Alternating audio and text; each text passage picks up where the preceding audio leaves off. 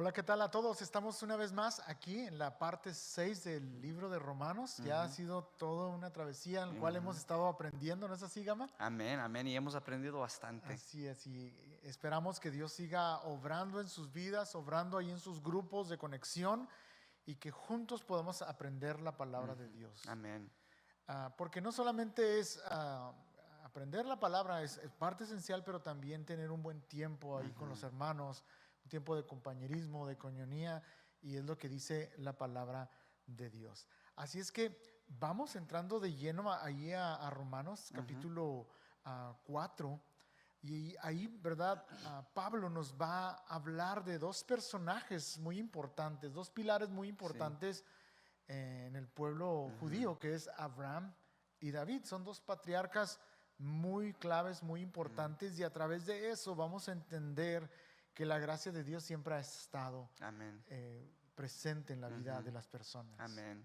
Sí, como estábamos hablando usted y yo antes, la gracia de Dios no era algo en el Nuevo Ujú. Testamento o en el tiempo de Jesús, sino que Sí. podemos verlo aún en el Antiguo Testamento. Qué glorioso eso, ¿no? Ujú. Amén. Y aún así Jesucristo otra vez se muestra desde Génesis hasta Apocalipsis. Su Ujú. gracia, su misericordia siempre están allí. Esperamos que a través de este libro de Romanos podamos entender eso, que la gracia de Dios siempre ha estado presente. Amén. Y muy bien, dice así Romanos capítulo 4 del 1 en adelante. Dice, humanamente hablando, Abraham fue el fundador de nuestra nación judía. ¿Qué descubrió él acerca de llegar a ser justo ante Dios? Que si sus buenas acciones le hubieran servido para que Dios lo aceptara, había tenido de qué jactarse. Pero esa no era la forma de actuar de Dios. Dice el verso 3, pues las escrituras nos dicen, Abraham le creyó a Dios y Dios le consideró justo Mm. debido a su Ujú. fe. Y Amén. me encanta cómo empieza, porque dice, humanamente hablando, Ujú. del lado humano, dice, Sí, Abraham fue el fundador de nuestra nación. sí. Pero me hace pensar, humanamente hablando, Abraham no hubiera podido ser el fundador de una nación. Ujú. Primeramente porque él venía de un lugar donde se adoraban a otros dioses, Ajá. el Dios de sus padres, pero él le creyó a Dios Ujú. y fue a un lugar donde él inició algo Yeah. nuevo. En segundo, humanamente hablando, era imposible cuando Dios les dio la promesa tanto a él y a Sara. Él era de avanzada edad y dice la escritura que Sara, su esposa, era estéril. Yeah. Pero como vemos que Ujú. lo humano se queda a un lado y lo Yeah. sobrenatural es donde entra el poder de Dios. Le creyeron a Dios Amén. y Dios hizo una nación por Ujú. medio de él. ¿No es Amén. así? Amén. Estamos viendo aquí de que Dios usó, ¿verdad?, el personaje de Abraham, pero atrás de todo siempre era Dios. Así es. Entonces, puso a Abraham como ejemplo y dice, continúa diciendo, el verso 4 dice, cuando la gente trabaja, el salario que recibe no es un regalo, sino algo que se ha pagado. Ujú. Pero la gente no es considerada justa por sus acciones, sino por su fe en Dios, quien perdona a los pecadores. Ujú. Entonces, está poniendo el ejemplo, ¿verdad? De que cuando trabajas, es un pago que se te da, Ujú. ¿verdad? No es algo gratis, tú no trabajas por algo gratis, sino se te da tu recompensa, Ujú. algo de lo cual tú te esforzaste con el sudor de tu frente, se te da ese pago. Pero está diciendo, en lo espiritual, eh, no es así. La salvación no obra de esa manera. Nuestra salvación no es por medio de lo que tú y yo hacemos, es por medio de lo que Jesús Mm. hizo en la cruz. Es esa gracia que viene a nosotros Ujú. inmerecida. Mm. Entonces, y por esa razón, Él está poniendo aquí el ejemplo de Abraham. Amén. Ellos fueron considerados, tanto él como su esposa, considerados justos Ujú. por su fe, por Por su poner su fe. confianza Yeah. en Dios. Amén.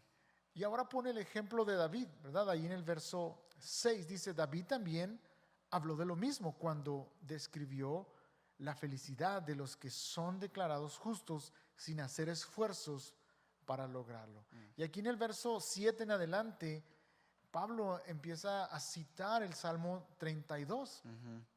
Y fíjate lo que dice el Salmo 32. Bueno, en palabras del apóstol Pablo, dice: oh, qué alegría para aquellos a quienes se les perdona la desobediencia, a quienes se les cubren los pecados. Sí, qué alegría para aquellos a quienes el Señor les borró el pecado de su cuenta. Entonces me encanta porque esta idea de la gracia, otra vez, está de principio a fin en toda la Biblia.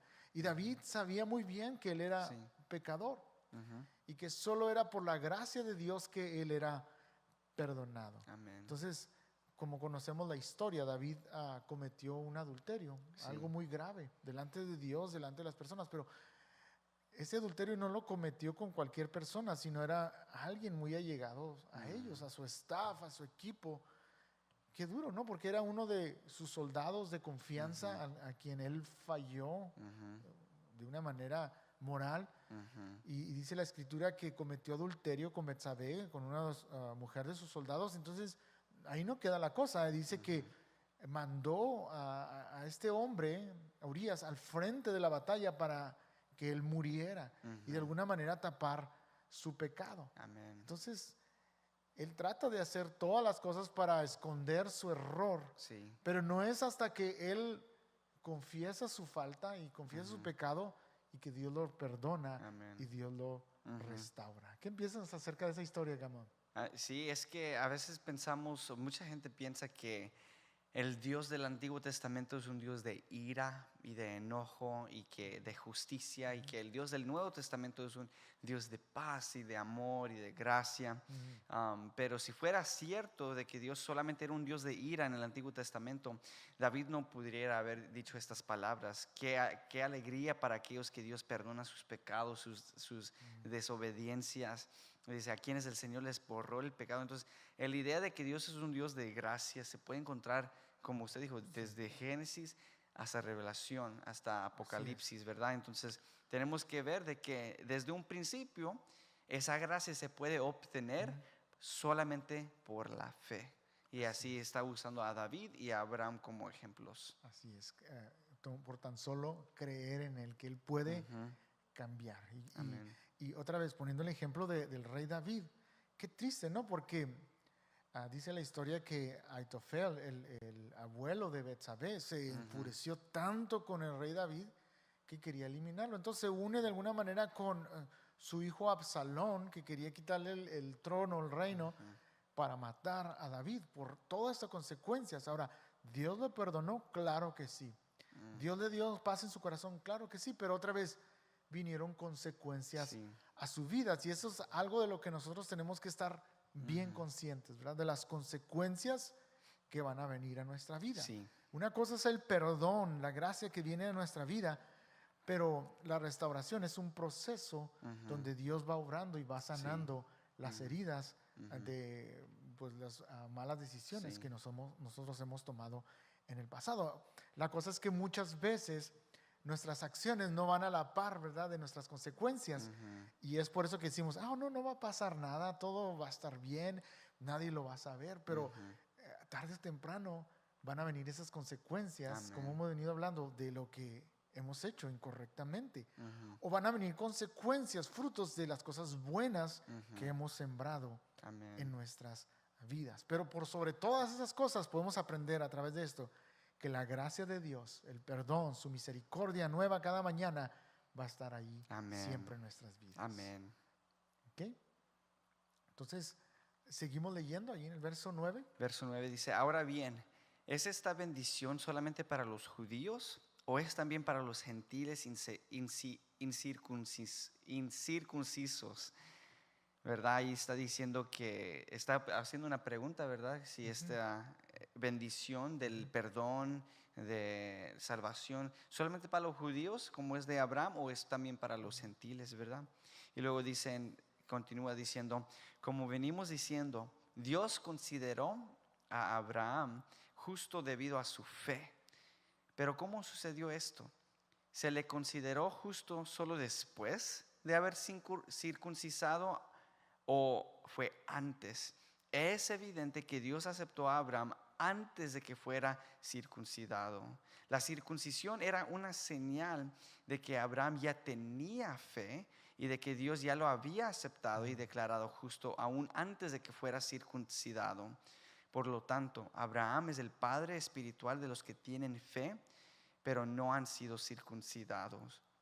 A ellos se les considera justos debido a su fe. Wow. Qué palabras, ¿verdad? Tan profundas. Entonces, para entender un poquito, ahorita lo que estábamos hablando, la circuncisión para ellos era algo de suma importancia. Era una manera de estar separados, apartados para Dios. Era lo que los diferenciaba a los hombres de otras naciones, de otros pueblos. Amén. Entonces, está diciendo aquí, Abraham por su fe en Dios es considerado justo antes de ser circuncidados, porque la ley, decíamos, fue después de Abraham. Entonces tenemos que entender, las obras que hacemos no nos salvan. No tengo que hacer algo para ser salvo. Recibo la salvación de Dios, recibo la gracia de Dios, porque es un regalo que Dios quiere darme.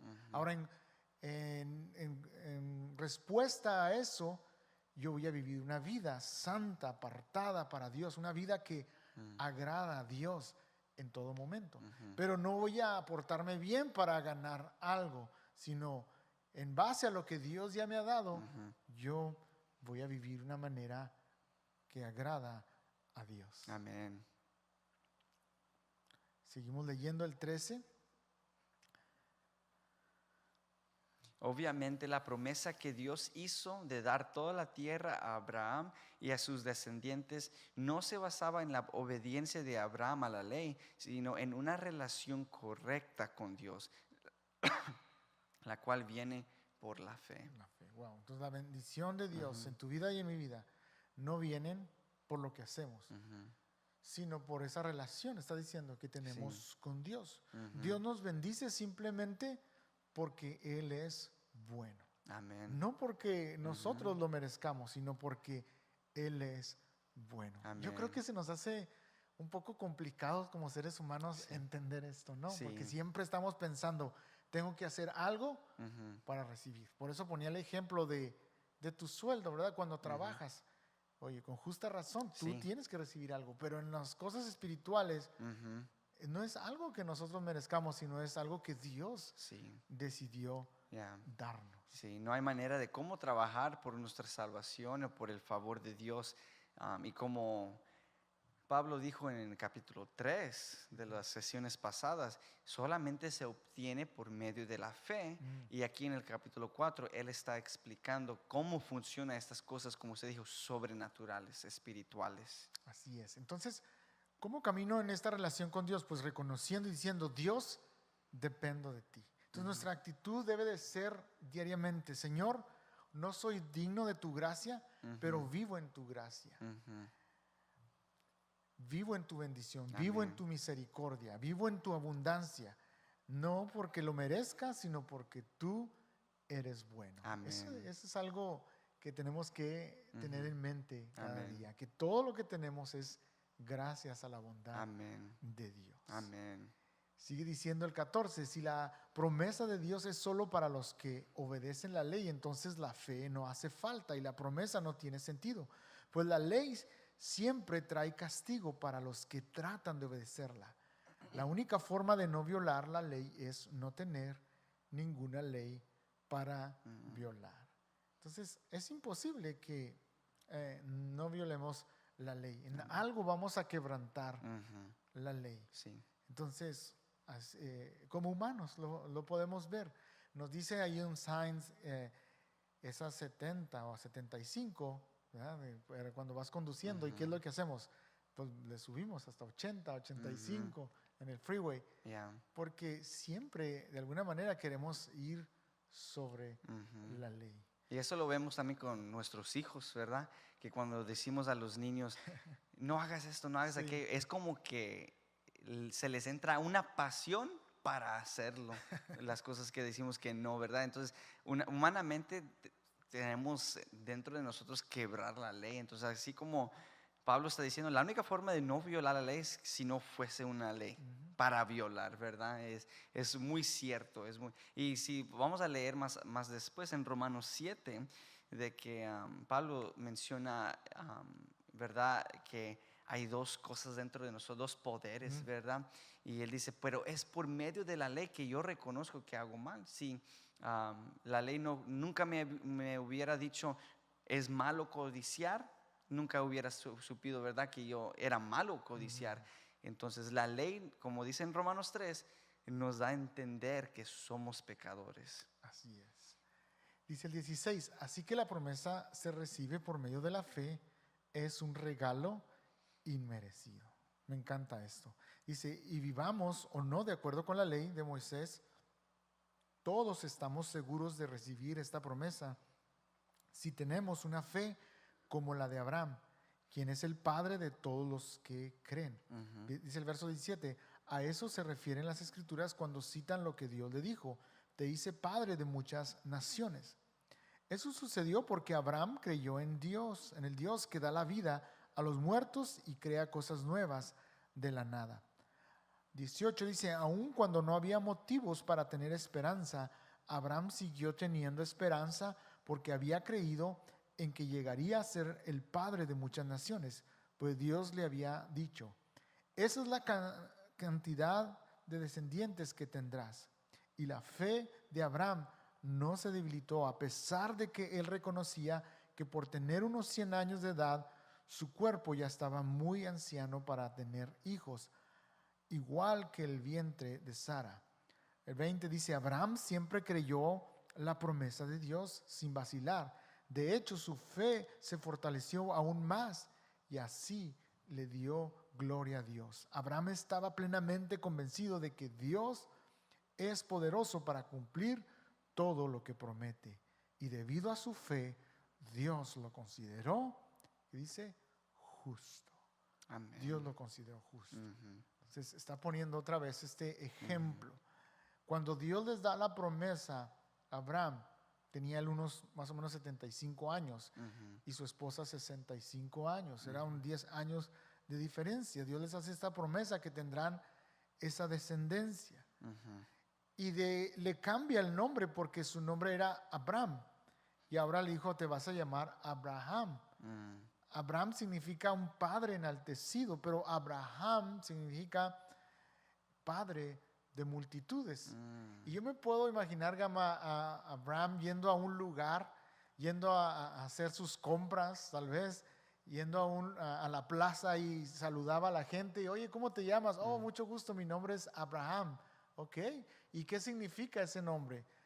Pues padre de muchas multitudes. Oh, qué bien. ¿Y cuántos hijos tienes? Porque en ese tiempo el tener hijos era algo sumamente importante. Sí. Ya imagino la vergüenza, el temor tal vez, o la pena de decir, no tengo ni un hijo, pero soy un padre de multitudes. Pero ¿cómo que eres un padre de multitudes si no tienes ni un hijo?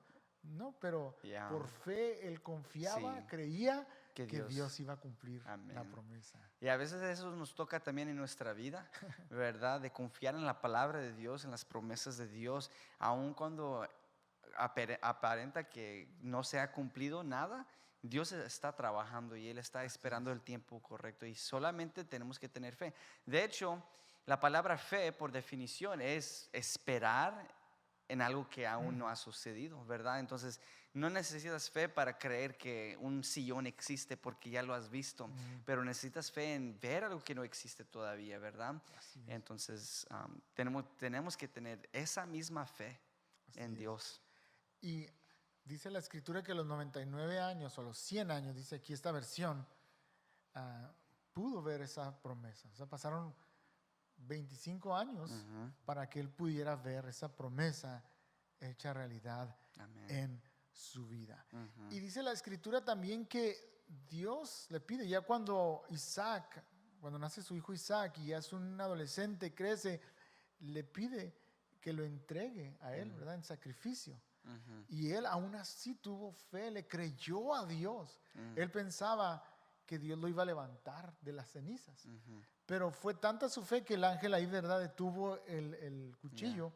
Pero él creía, decía, si Dios lo mata o Dios hace algo en él, yo estoy seguro que lo va a levantar de esa muerte. Y esa misma fe, como decías, tenemos que tener nosotros, de creerle a Dios de que Él nos ha dado la salvación por un regalo simplemente inmerecido. Amén. Es algo que no merecemos, pero en su infinita gracia Él nos lo ha dado. Amén. Y cuando creemos a Dios, eso se hace realidad Mm, en nuestras vidas. Amén. Entonces, a pesar de que no veamos también las bendiciones de Dios, como decías, Gama, Yeah. aún así tenemos que seguir Creyendo. confiando en Dios. Y Dios a su tiempo va a obrar en nuestras vidas. Amén. Y así es como finaliza Ujú.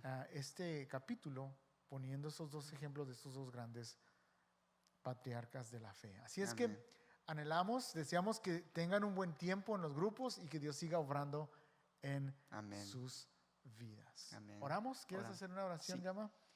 Padre, te agradecemos, Señor, que desde el principio hasta el fin has tenido gracia, misericordia y favor con nosotros, Señor. Te agradecemos, Señor, porque tu palabra nos ilumina a más entender quién eres tú, Padre. Y pedimos, Padre, que tú nos ayudes a tener la misma fe que tuvo Abraham cuando él creó tus promesas, cuando él creó tu palabra, Señor. Y siempre ayúdanos, Señor, vivir una vida, Señor, de Sí, que Dios. la salvación no se puede ganar, sino que debemos tener fe en ti y en tu cruz, Señor. Pedimos, Padre, por todos los grupos de conexión, que podamos tener discusiones bonitas, edificantes, Padre, y que tu nombre sea enaltecido. En el nombre de Jesús. Amén. Amén, amén. Nos vemos. Nos vemos.